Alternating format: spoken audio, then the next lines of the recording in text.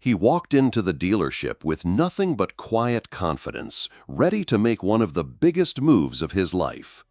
But before he could even take a step inside, he was met with cold stares, dismissive gestures, and a voice that made it clear he didn't belong.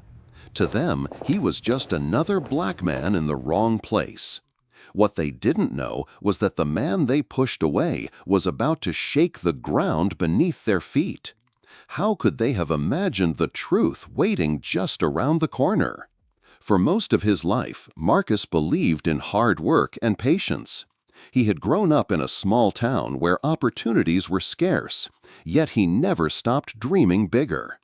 Years of sacrifice had led him here. Early mornings, long shifts, and late nights studying the world of business. On the surface, he was like any other man, quiet, humble, and focused on building a better future. But what set him apart was what no one could see. He was now the rightful owner of the very dealership that once overlooked him as a customer.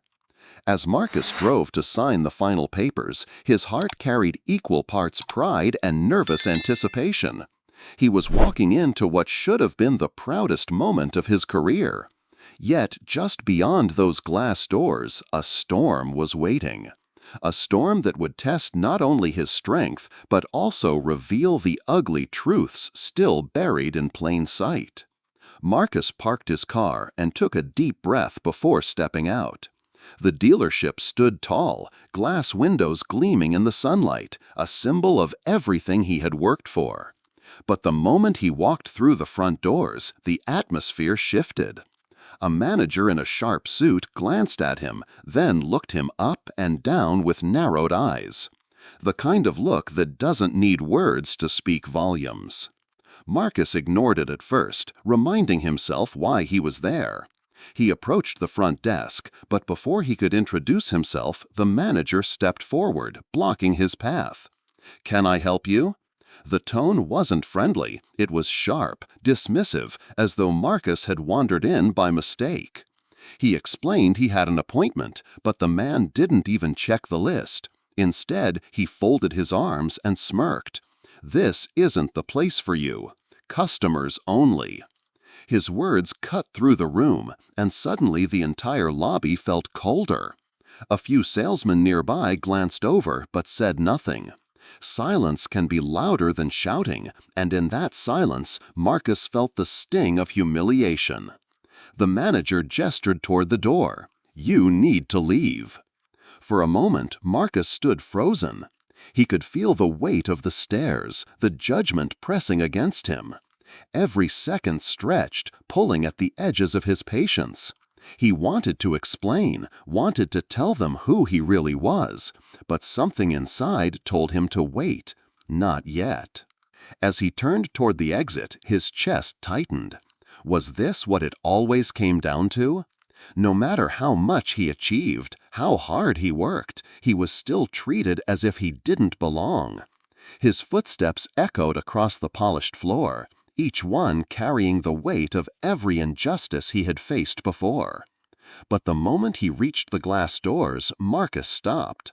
Outside, his reflection stared back at him, calm on the surface, but burning beneath. This was supposed to be his moment, and instead he was being erased.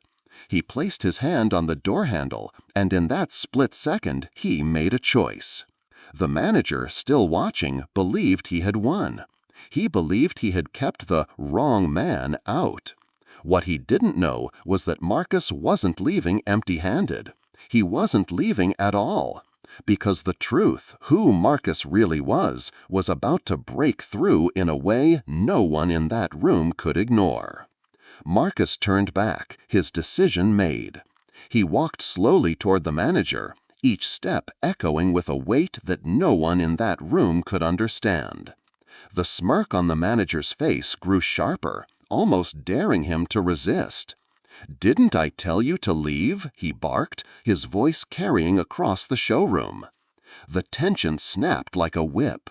Marcus felt dozens of eyes on him, some filled with curiosity, others with quiet judgment.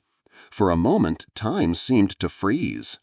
Years of discrimination, whispers behind his back, doors slammed shut, it all came rushing forward in that single instant. He was no longer just a man being told he didn't belong. He was standing in the center of a storm that had been brewing his entire life. His heart pounded, but his voice was steady. He reached into his briefcase, the manager's eyes narrowing with suspicion. Murmurs rippled through the staff. And then Marcus pulled out the official documents, the papers that declared him the rightful owner of the dealership. The room shifted. Silence hung heavy, then cracked with disbelief. The manager's smirk faltered, draining into shock. He tried to speak, but no words came. The power dynamic flipped in an instant. The man who had tried to push Marcus out, now standing small, exposed. Marcus placed the documents on the counter with calm precision. This wasn't just a signature on paper. It was a statement louder than any words. For everyone watching, the truth was undeniable. The man they had dismissed, the man they tried to erase, was the one in charge. And in that moment, Marcus didn't just reclaim his dignity. He shattered the illusion that racism could keep him in the shadows. But the question lingered, would this revelation change hearts, or only expose how deep the prejudice truly ran? The papers were undeniable. The truth hung heavy in the air, leaving the manager stripped of his authority, his prejudice exposed for everyone to see. For Marcus, it wasn't about revenge. It was about reclaiming his place in a world that had tried to push him aside. He stood tall, not with anger, but with quiet strength, showing that dignity could rise even in the face of hate. In the days that followed, word spread quickly. Some called it poetic justice, others whispered about the shame it brought to the dealership. But for Marcus, the impact went deeper.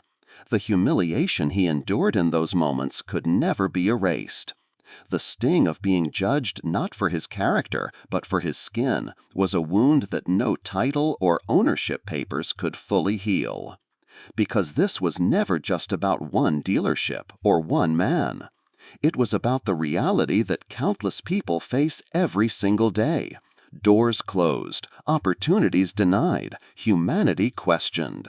His story was a mirror reflecting a truth many would rather ignore.